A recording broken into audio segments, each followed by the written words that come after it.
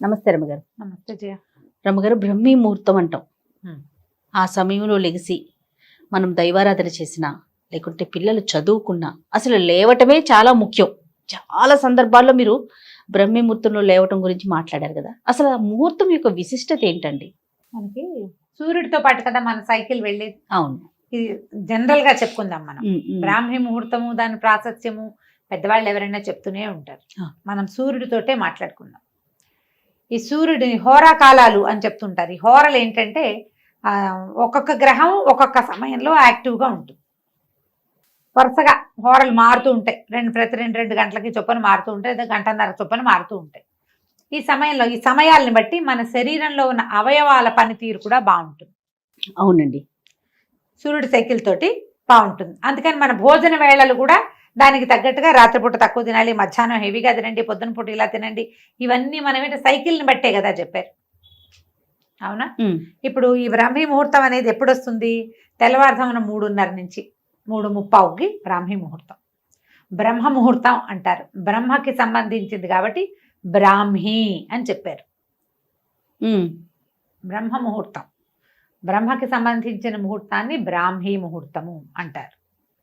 ఇప్పుడు ఈ 3:30 నుంచి 3:30 నుంచో లేచి తెల్లవారుజామున ఆ సమయంలో బ్రెయిన్ యాక్టివ్గా ఉంటుంది. సూర్యుడు రావడానికి ముందు, ఆయన రావడానికి ముందే కదా ఇదంతా జరిగేది. తర్వాత వేగు పొద్దున వెనముద్దలాగా వేగు చుక్క పొడుస్తుంది అని చెప్తారు. ఆ చుక్క పొడిచేసరికల్లా మనం ఈ సైకిల్తో పాటు ఎవడైతే సూర్యుడితో పాటు లేచి సూర్యుడితో పాటు రోజంతా తిరిగి సాయంకాలం పడుకుంటాడో వాడికి బ్రెయిన్ యాక్టివ్గా ఉంటుంది. ఇప్పుడు దీనికి 3:30కి లేవాలనుకుందాం. దానికి ఎప్పుడు పడుకోవాలమ్మా? వాడు ఎప్పుడు తినాలి? ఎప్పుడు తిని ఎప్పుడు పడుకుంటే వాడు 3:30కి లేవగలుగుతాడు? రాత్రి 10 తర్వాత పడుకుని 11 తర్వాత పడుకుని 3 దాకానే పడుకోవాలంటే ఈ 4 గంటల నిద్రే సరిపోయేంత పద్ధతి ఉంటుందా శరీరానికి? అంత దిటవు లేదు మనకి. ఎలా ఉంటుంది? మనం రోజంతా స్ట్రెస్లో గడుపుతాం. అవునండి. ప్రతి రోజంతా స్ట్రెస్సే. మనం రిలాక్స్ అయ్యేది ఎప్పుడు? ఈ స్ట్రెస్ నుంచి గాఢమైన నిద్రలో. ఆ నిద్ర పట్టే సమయం కనీసం 4 గంటలు అతిగాఢ నిద్ర ఉండి 2 గంటలు కనీసం కాస్త విశ్రాంతితో కూడిన నిద్ర ఉండాలి మనకి. 3:30కి లేవాలి అంటే 2:30, 1:30, 12:30, 11:30, 10:30, 9:30, 6 గంటలు. అంటే నువ్వు 9:30కి కనీసం పడుకోవాలి. కనీసం 9:30కి పడుకోవాలంటే దీనికి 3 గంటల ముందు తినాలి సిస్టమ్. 6:30కి అన్నం తింటే 6:30కి డిన్నర్, రాత్రిపూట సప్పర్ అంటాం. పోనీ మనం రాత్రిపూట తినగలిగే ఆహారం 6-6:30కి సూర్యాస్తమయం అవుతూనే తినేసేవనుకో, గూట్లో దీపం నోట్లో ముద్ద. అవును అవును. తిన్నావనుకో, అప్పుడు నువ్వు 9:30కి పడుకోగలవు. ఇప్పుడు ఏ చదువు చదువుకునేవాళ్ళు, ఏ ఉద్యోగం చేసేవాళ్ళు, ఏ వ్యాపారం చేసేవాడు 6:30కే ఇంటికి వచ్చి అన్నం తిని కాసేపు వ్యవహారాలు అవి ఇవి చూసుకుని చదువుకుని ఇల్లు వాకిళ్ళు సవరించుకుని 9:30 పడుకుంటారో చెప్పు? కనీసం 8th 9th క్లాస్కి వచ్చిన పిల్లల వల్ల కూడా కాదు కదా. అవునండి. వాళ్ళకు కూడా ఏవో స్పెషల్ క్లాస్ ఉంటే 7ంటి 10th క్లాస్ పిల్లాడు, మా అబ్బాయి 7ంటికి ఇంటికి వచ్చేవాడు. ఇది వరకు 7 ఈవినింగ్ అక్కడ ఆకలేసి ఏదైనా చిన్న స్నాక్ తినేస్తే 7కి వచ్చి అన్నం తినరు పిల్లలు. అంతే కదా. అన్నం వేళ వెనక్కి వెళ్ళిందా? వీడిని బ్రాహ్మీలో లేవరా, మాహేశ్వరిలో లేవరా అంటే ఎట్లా వేస్తాడమ్మా చెప్పు? చాలా కష్టం రమ్మగారు. ప్రాక్టికల్ గా కష్టం, కానీ ముహూర్తానికి ఉన్న బలం అయితే ముహూర్తానికి ఉంది. పోనీ 3:30 కాదు 4 దాటాక, పోనీ 4 కాదు 5కి లేవాలన్నా నువ్వు రాత్రి 10కి పడుకోవాలి. 10 గంటలకు పడుకునే వాళ్ళు చక్కగా లేస్తారు. చాలా మంది మేము లేస్తున్నాం అని పెడతారు. నువ్వు చెప్పు, 12ంటికి పడుకుని 3:30కి లేస్తామని చెప్పగలిగే వాళ్ళు ఎంతమంది ఉంటారు? అస్సలు ఉండలేకపోతే. అందులో విద్యార్థులు ఉండరు, ఈ కుర్రాళ్ళు చదువుకునే పెద్ద పిల్లలు ఉండరు, కొత్తగా ఉద్యోగాలు చేసుకునే వాళ్ళు ఉండరు. ఎవరు ఉంటారు? కడు వృద్ధులు, పెద్దవాళ్ళు, ఏ పని లేని వాళ్ళు, పగలు నిద్రపోగలిగే వాళ్ళు. ఇది మెయిన్. నిద్ర తక్కువ ఉన్నా సరిపోయే ధోరణి ఉన్న శరీర ధర్మమే అలాంటిది ఉన్నవాళ్ళు లేస్తారు. యోగులు వీళ్ళు లేవగలుగుతారు. లేని వాళ్ళు ఎవ్వరూ లేవలేరమ్మా. ఈ బ్రాహ్మీ ముహూర్తాన్ని పట్టుకుని బ్రాహ్మీలో లేవాలి అని చావగొట్టకూడదు జయ. అది పొరపాటు. మన కాలధర్మాన్ని మనం ఇప్పుడు ఎలా ఉన్నాం దాన్ని బట్టి కదా. ముందువన్నీ మార్చుకోకుండా ఒక పాయింట్ నే పట్టుకొని పట్టుకుంటే దాని ఎట్లా? చుట్టూనే తిరుగుతున్నామేమో అనిపిస్తా ఉంటది అంతే, ఒక్కొక్కసారి ఇవి- కదరమ్మ గారు. ఇవి ఇప్పుడు ఇట్లా చెప్తారు పెద్దవాళ్ళు ఎవరో, బ్రాహ్మీ ముహూర్తంలో లేస్తే ఎంత అద్భుతంగా ఉంటుందో చెప్తారు. నిజమే. జీవితంలో చాలా మార్పులు వస్తాయి పొద్దున్నే లేవటం వల్ల. నువ్వు పొద్దున్నే లేచి మధ్యాహ్నానికి కూడా నువ్వు ఇదే యాక్టివ్నెస్ తో ఉండగలిగే వాడైతే, అవును, నిద్రపోకుండా ఆ రాత్రి పడుకునే 4-5 గంటల నిద్రే నీకు సరిపోతుందంటే నువ్వు ఇలా 9ంటికే నిద్రపోగలిగే అవకాశం ఉంటుంది. కొంతమంది పడుకుంటున్నారు ఇప్పుడు అట్లా. అది అందరికీ ఎట్లా కుదురుతుంది? ఒక ఇంట్లో కుదురుతుంది. కుదరొద్దండి. వాళ్ళు మేము 7ంటికే అన్నం తినేస్తాం, 9ంటికే నిద్రపోతాం, మేము 6ంటికే తింటామంటారు. అన్నిళ్లలో అది కుదరది, అస్సలు సాధ్యం కాదు. మేము చేయలేం చేయాలి. నేను చెప్తా కదా, అదే అందరికీ సాధ్యం నేను కావచ్చు. చెప్పలేను, అందుకని నాకు చెప్పబుద్ధి కూడా కాదు. నేను లేవట్లేదు, నేను లేవలేను, ఎలా చెప్తాం?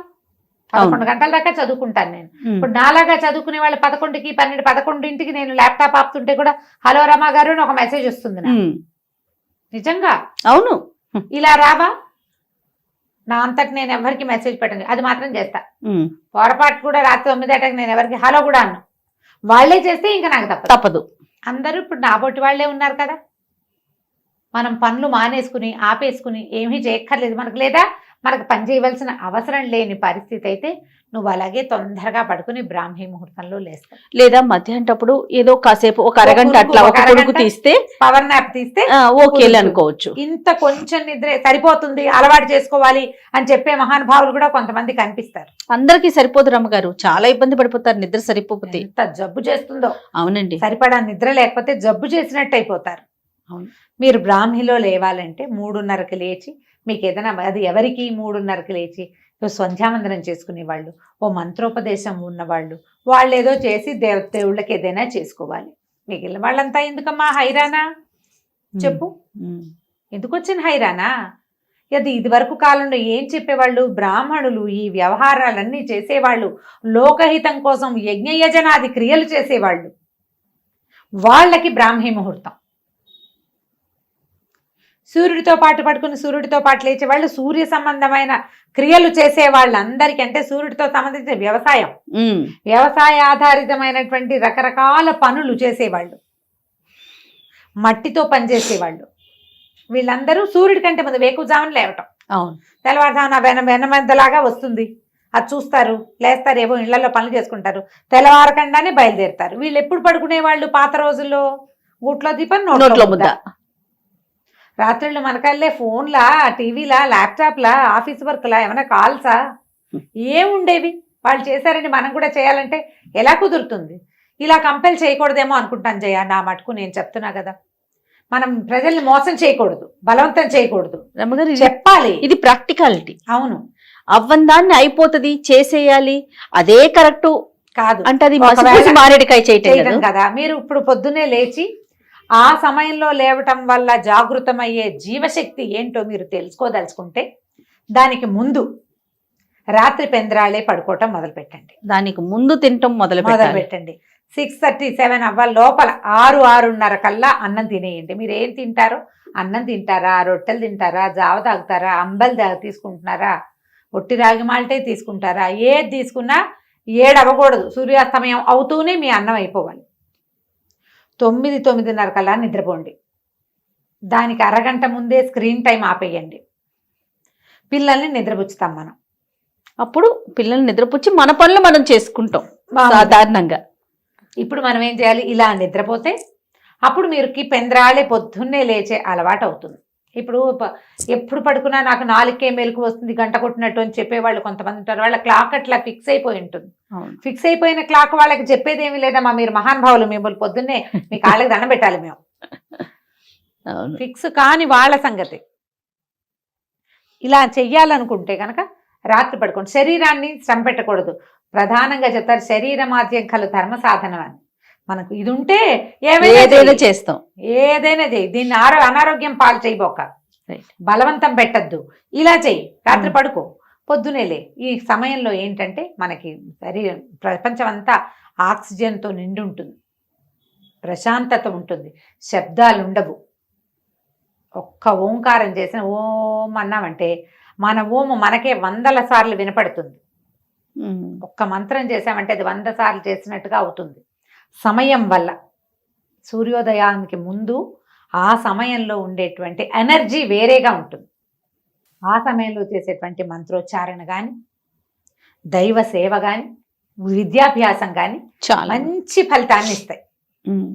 హ్యాండ్ రైటింగ్ బాగుండని వాళ్ళు పొద్దున్నే మొహం కడుక్కోకుండా రాసుకోమనేవాడు మా రంగబాబు. హ్యాండ్ రైటింగ్ బాగుండేది కాదు. పొద్దున్నే లేచి 5ంటికి లేచి మొహం కడుక్కోవద్దు, కూర్చుని రాసుకో ఓకే అని రాస్తే అప్పుడు హ్యాండ్ రైటింగ్ బాగుంటుందని. బాగుందిగా. ఇలా ఏవైనా చెయ్యాలి. ఇప్పుడు ఏదైనా మంత్రోపదేశాలు అవి ఉన్న వాళ్ళకి మనం చెప్పేది లేదు, వాళ్ళు ఎలాగూ లేస్తారు. ఎర్లీ మార్నింగ్ లేవటం ఎప్పుడు కూడా సూర్యుడి కంటే ముందు లేవడం చాలా ఆరోగ్యకరం. అది బ్రెయిన్కి మంచిది, శరీరానికి మంచిది. రోజు చాలా మిగిలిపోతుంది మనకి. అవును, లేటుగా లేస్తే ఏముంది, బద్ధకం మిగులుతుంది, సమయం మిగలదు, వేస్టేజ్ ఎక్కువ ఉంటుంది. మనకి అలా లేటుగా లేవటం అనేది ఒకటి ఫిక్స్ అయిపోతుంది బ్రెయిన్. ఆ లేటుగానే లేస్తాం, ఎప్పుడు పడుకున్నా లేటుగానే లేస్తూ ఉంటాం. దానికి ఫిక్స్ చెయ్యొద్దు. కానీ ఈ బ్రాహ్మిలో లేవాలని మీరు 1 గంటకు పడుకుని 3:30కి లేచి కూర్చుని ఏం చేస్తారు, కళ్ళు పడిపోతూ ఉంటాయి, ఒళ్ళు వాలిపోతూ ఉంటుంది. ఎందుకు? అది మైండ్ యాక్టివ్ గా వర్క్ చేయదండి. ఉండదు. నువ్వు సరిపడా నిద్రిస్తే, నిద్ర కనుక ఇస్తే షార్ప్ గా ఉంటాం, బ్రెయిన్ షార్ప్ గా ఉంటుంది. ఆ సమయంలో ఉండేటువంటి పాజిటివ్ ఎనర్జీని మన మైండ్ అండ్ సోల్ తీసుకోగలుగుతాయి. అవును, ఫిట్గా ఉంటాం. అప్పుడే కాస్త ఎక్సర్సైజ్ చేయడానికో, కొంచెం యోగా చేయడానికో, కాస్త వాకింగ్ చేసుకోవడానికో, అవకాశం, కాస్త దేవతార్చన చేసుకోవడానికో ప్రశాంతంగా 3:30 లేచి ఇంట్లో సామాన్లు సవరిస్తా, ఇల్లు ఉడుస్తా అంటే మిగిలిన వాళ్ళు తిట్టిపోస్తారు. అదో బాధగా ఉంటుంది. అందరినీ లేపు కూర్చోబెట్టాలంటే వీళ్ళందరినీ రాత్రి 9ంటికే పడుకోబెట్టాలి. మీ వల్ల అయితే చేయండి. వాళ్ళు ఎవరో చెప్పారు చేయకపోతే కుదరదు, అందుకే వాళ్ళని వినమన్నాను అని. ఇంట్లో ఒక్కళ్ళకి అది నచ్చుతుంది. ఇది ఆ చేయగలిగే వాళ్ళకి, ఏ పని లేని వాళ్ళకి, రాత్రిపూట ఏ వ్యవహారం చేయక్కర్లేని వాళ్ళకి నచ్చుతాయి అవన్నీ. మిగతా వాళ్ళకండి తెల్లారితే ఉరుకులు పరుగులు కదా రమ్మగారు. అవునా, పిల్లలతో ఇంట్లో మనం ఎంతెంత ఉరుకులు పెట్టాలి, ఎంతెంత పరుగు పెట్టాలి, ఎన్నెన్ని పనులుంటాయి. బ్రాహ్మీ ముహూర్తంలో లేవాల్సిందే నేను చెప్పేస్తాను అనుకున్నావా జయ? నువ్వు? నేను అనుకోలేదు రమ్మగారు, నాకు తెలుసు మీ గురించి. లేవండమ్మా, అవకాశం ఉన్నప్పుడు. ఇప్పుడు పండగలు అప్పుడు తెల్లవారుజామునే లేస్తాం. అవును, పొద్దునే తలంట్లు పోసుకోవటానికి, పూజ అది ఏర్పాటు చేసుకోవటానికి.